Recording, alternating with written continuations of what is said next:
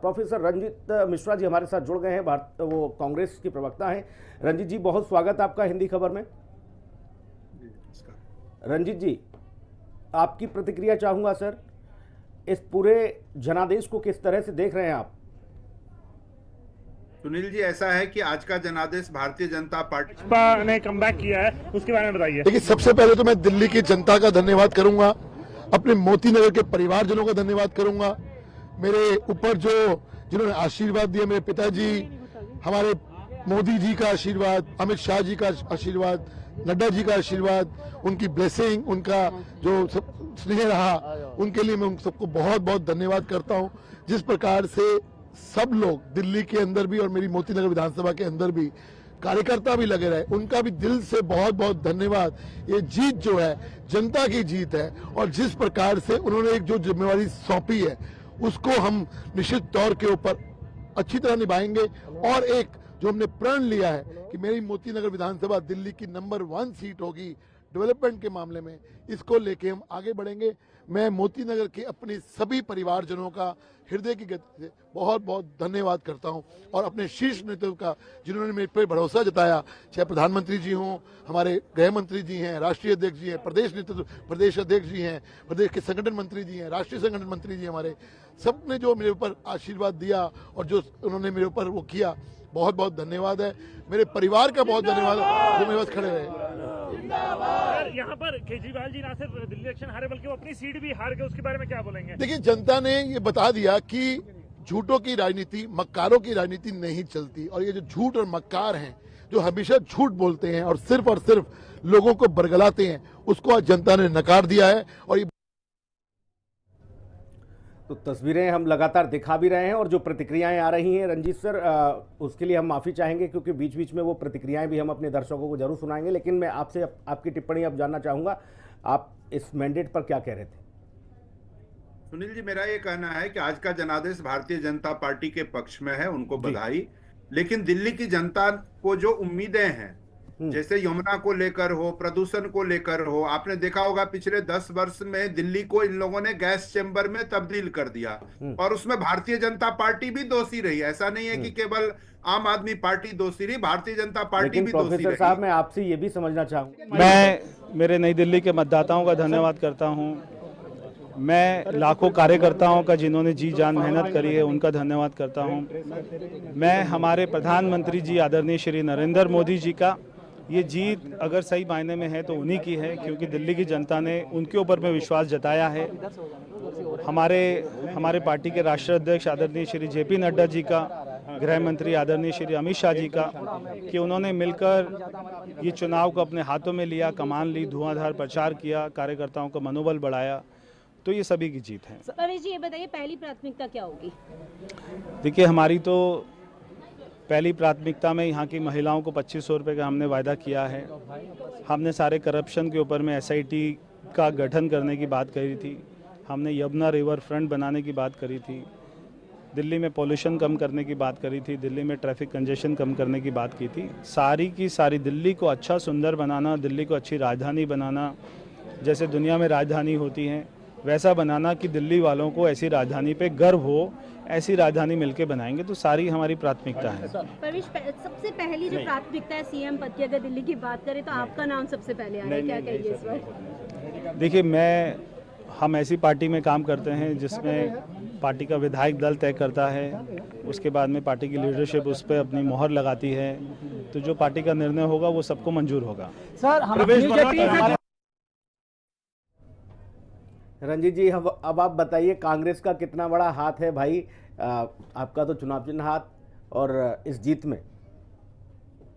नहीं, देखिए, कांग्रेस पार्टी बहुत मजबूती से चुनाव लड़ी है और आपने देखा होगा कि कई सीटों पर हम दूसरे स्थान पर हैं, दूसरे स्थान पे बहुत थोड़े से मार्जिन से पीछे रह गए। सीट में कन्वर्ट जरूर नहीं हुआ, ये पार्टी के लिए थोड़ी निराशा की स्थिति जरूर है, लेकिन हमने बहुत मेहनत से चुनाव लड़ा और दूसरी बात की उन मुद्दों को उठाया जो दिल्ली के आम लोगों को प्रभावित करती है। दिल्ली में आपको ध्यान होगा कि शीला दीक्षित जी की सरकार जब रही 15 वर्ष तक, तो दिल्ली का वास्तविक पुनर्निर्माण हुआ। दिल्ली को वर्ल्ड सिटी बनाने का अगर कभी काम हुआ तो वो शीला जी के 15 साल के समय में हुआ। और ये लोग केवल जुमला गढ़ते रहे। अभी भी मैं यही कह रहा हूं कि इस बार भारतीय जनता पार्टी को यह अवसर मिला है कि वो अपने वादों को पूरा करे।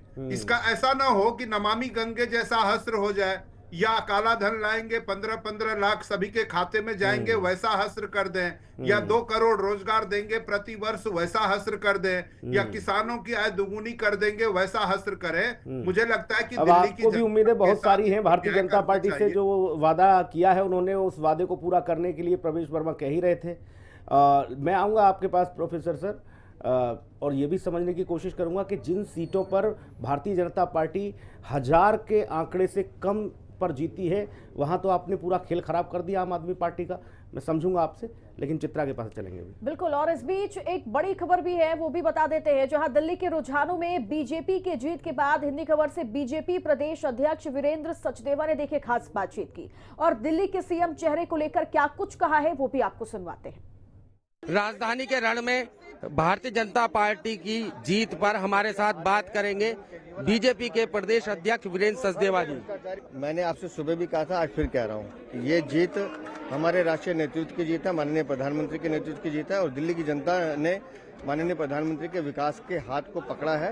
अब दिल्ली में भी विकास होगा। पहली कैबिनेट की बैठक में क्या कुछ फैसले हो सकते हैं? हमने कहा है कि सभी घोटालों की जांच के लिए एसआईटी का गठन होगा, और साथ में आयुष्मान योजना लागू करना है। केंद्र की जितनी योजना है उन्हें दिल्ली में लागू करेंगे। वीरेंद्र जी, सीएम का चेहरा कौन होगा? आप होंगे भाई साहब। बहुत बहुत धन्यवाद। हमारे साथ थे बीजेपी के प्रदेश अध्यक्ष वीरेंद्र सचदेवा जी, जिन्होंने जीत की बधाई पर खुद कहा कि एक एक कार्यकर्ता की जीत है।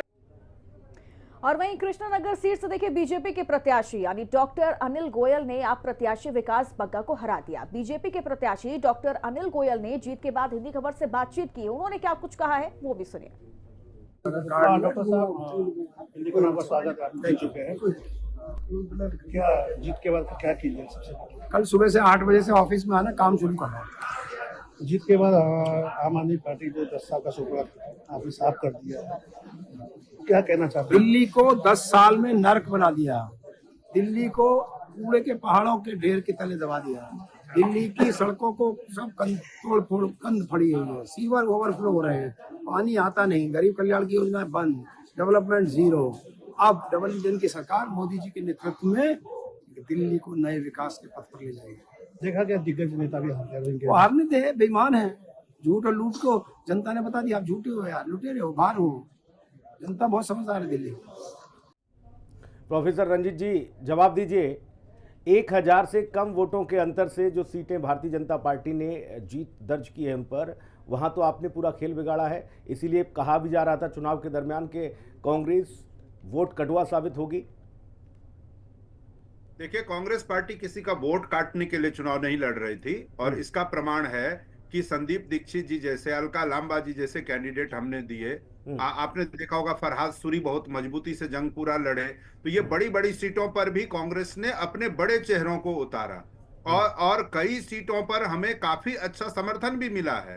अभी जो वोट का परसेंटेज आ रहा है, लगभग 8% के आसपास कांग्रेस पार्टी को वोट मिला है। तो निश्चित रूप से बहुत सारी ऐसी सीटें हैं जिस पर कांग्रेस को जनता का अपार समर्थन भी मिला। ठीक है, हमारी सीटें नहीं आ पाई, क्योंकि कई बार ऐसा होता है कि जब आप 70 में से एक सीट को अगर देख लिया जाए जहां पर आपके प्रदेश अध्यक्ष चुनाव लड़ रहे थे देवेंद्र यादव, उसके अलावा तो कोई ऐसी सीट नहीं जहां पर आपने फाइट की हो, बाकी जगह तो जमानत जब्त है आपकी। नहीं, ऐसा नहीं है। आप मादीपुर की सीट देखिए, आप पटपड़गंज की सीट देखिए, आप कस्तूरबा नगर की सीट देखिए, बहुत सारी ऐसी जगहें हैं जहां पर काफी मजबूती से चुनाव लड़ा गया और काफी अच्छे वोट भी आए हैं। अब सारे आंकड़े आपके सामने आएंगे। अगर पूरे दिल्ली में 8% वोट है, तो ऐसा तो नहीं कि वोट नहीं आया है। पिछली बार हमें 4% वोट था, मिला है, और इस बार तो वोट प्रतिशत भी बढ़ा है सर आपका।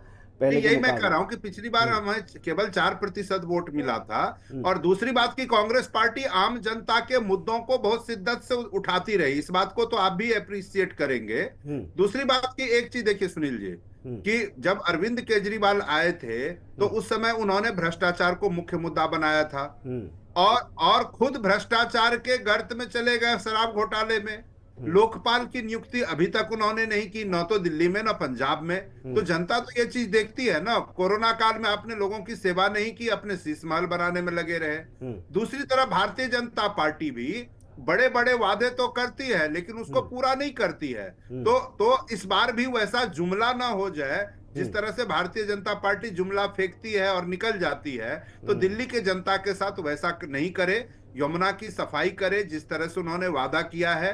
दिल्ली को गैस चेंबर में जो सबने मिलकर कन्वर्ट कर दिया है उसको ठीक करे, दिल्ली से प्रदूषण समाप्त करे ताकि यहाँ के लोग खुली हवा में सांस ले सके। आज जो नतीजे आए हैं उसका मुख्य कारण क्या कुछ रहा है और आगे जो चुनौतियां हैं जो पार्टी जीती है भारतीय जनता पार्टी के सामने उन पर वो कितना खरा उतरेगी। लेकिन सोशल मीडिया पर ये मीम बहुत तेजी से वायरल हो रहा है भैया मिश्रा जी। वो कह रहे हैं लोग कि अगर आम आदमी पार्टी और कांग्रेस गठजोड़ के साथ चुनाव लड़ती तो परिणाम कुछ और होते। कि वो तो लोग देखिए दोनों दलों के मत प्रतिशत को जोड़ते हैं और उस दोनों को जोड़ने के बाद वो 50% से ऊपर जाता है, तो ये अलग बात है। और कई बार क्या होता है कि गठबंधन में जो दल रहते हैं उनको अहंकार तो एक बड़ी बीमारी है ना। तो अहंकार तो कई दलों को हो जाता है और उन्हें लगता है कि वो अकेले ही सब कुछ कर सकते हैं। लेकिन मुझे लगता है कि उन चीजों में नहीं जाना है। कांग्रेस पार्टी को अपनी जमीन, यहाँ जो कांग्रेस की जमीन आप मानते हैं इस बात को कि गठबंधन से लड़ते तो फिर जो बात लोग कह रहे हैं वो परिणाम कुछ और होते। देखिए राजनीति में भी इस तरह के कोई मैं रोकूंगा एक बार फिर से। परवेश वर्मा कुछ कह रहे हैं, जरा उनको एक बार सुन लेते हैं। आया है हमारे पार्टी के राष्ट्रीय अध्यक्ष आदरणीय श्री जेपी नड्डा जी का, गृह मंत्री आदरणीय श्री अमित शाह जी का, कि उन्होंने मिलकर ये चुनाव को अपने हाथों में लिया, कमान ली, धुआंधार प्रचार किया, कार्यकर्ताओं का मनोबल बढ़ाया। तो ये सभी की जीत है। परवेश जी ये बताइए पहली प्राथमिकता क्या होगी? देखिए हमारी तो पहली प्राथमिकता में यहाँ की महिलाओं को 2500 रुपये का हमने वायदा किया है। हमने सारे करप्शन के ऊपर में SIT का गठन करने की बात करी थी। हमने यमुना रिवर फ्रंट बनाने की बात करी थी।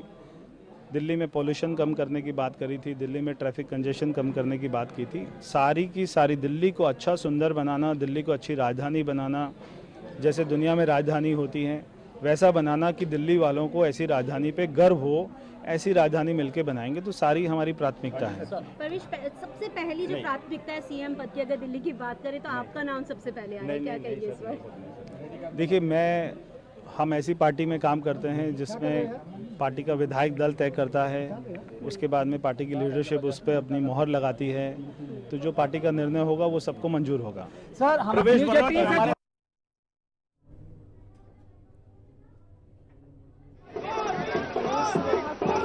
और एक तरफ ये तस्वीरें भी आपको हम दिखा रहे हैं कि किस तरीके से बीजेपी के कार्यकर्ता सड़कों पर भी जश्न और उत्साह मनाते हुए नजर आ रहे हैं। हाथों में किस तरीके से बीजेपी का झंडा लेकर यहाँ पर लगातार जो उत्साह है, और ये कहा जा रहा है कि एक सूखा खत्म करने की जो कोशिश में बीजेपी लगातार लगी हुई थी आखिरकार उसमें पास हो चुकी है। और प्रधानमंत्री नरेंद्र मोदी की फोटो के साथ बीजेपी के झंडे के साथ यहाँ पर जश्न पटाखे फोड़े जा रहे हैं और लगातार जो जश्न है वो सुबह से ही दिखाई दे रहा है। लेकिन गांधीनगर विधानसभा से बीजेपी प्रत्याशी अरविंदर सिंह लवली ने क्या कुछ कहा है हिंदी खबर से बात करते हुए, ये भी आपको सुनवाते हैं। ये जीत नरेंद्र मोदी जी के नेतृत्व के प्रति विश्वास की जीत है। भारतीय जनता पार्टी एक अच्छा शासन लाएगी उसके प्रति विश्वास की जीत है।